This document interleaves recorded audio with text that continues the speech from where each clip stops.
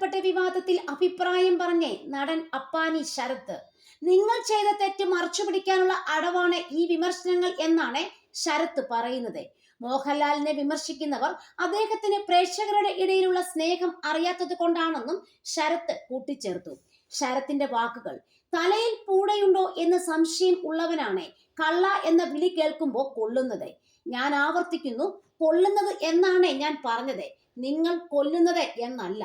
ഒരു മുള്ളു കൊണ്ടാൽ റോസാച്ചെടി മുഴുവൻ അരിഞ്ഞു കളയണം എന്ന് വാദിക്കാം. ഇന്ത്യൻ ശിക്ഷാ നിയമത്തിലും കോടതിയിലും ഭരണഘടനയിലും ഞങ്ങൾക്ക് വിശ്വാസമില്ലാത്തത് കൊണ്ടാണ് ഞങ്ങൾ ഇങ്ങനെയൊക്കെ ചെയ്തതെന്നും വാദിക്കാം. പക്ഷെ നിങ്ങൾ ചെയ്തതെല്ലാം ചരിത്ര വസ്തുതകളായി ഇപ്പോഴും നിലനിൽക്കുന്നുണ്ട്.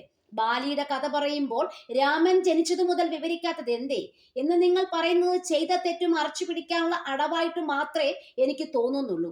കക്ഷി രാഷ്ട്രീയം എന്നെ എല്ലാവർക്കും അമ്പുകൊണ്ട ഒരു കലാസൃഷ്ടിയിൽ നിങ്ങൾക്ക് മാത്രം നൊന്തുവെങ്കിൽ നിങ്ങൾ തെറ്റ് ചെയ്തു എന്ന് തന്നെയാണ് അർത്ഥം. മായ്ച്ചു കളയാൻ ഉദ്ദേശിക്കുന്ന ഒരു ചരിത്രം പുതിയ തലമുറയിലേക്ക് എത്തരുത് എന്ന് തന്നെയാണ് ഉദ്ദേശം. വിമർശിക്കാൻ എല്ലാവർക്കും അവകാശമുണ്ട്, പക്ഷേ കത്രിക വയ്ക്കാനും കത്തി വയ്ക്കാനും ഇല്ല തന്നെ.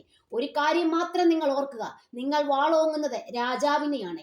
46 വർഷങ്ങൾ കൊണ്ട് മലയാളത്തിന്റെ മനസ്സുകളിൽ ജാതിമത വർണ്ണവർഗ ലിംഗ വ്യത്യാസമില്ലാതെ തന്റെ സിംഹാസനം ഉറപ്പിച്ച മഹാരാജാവിനെ, അഭിനയത്തിന്റെ ചെങ്കോൾ എന്ന സാമ്രാട്ടിനെതിരെ മലയാളികൾ സ്നേഹം കൊണ്ട് കിരീടം ചാർത്തിക്കൊടുത്ത ഒരേ ഒരു രാജാവിനെ കുറിച്ചു വെച്ചോളൂ.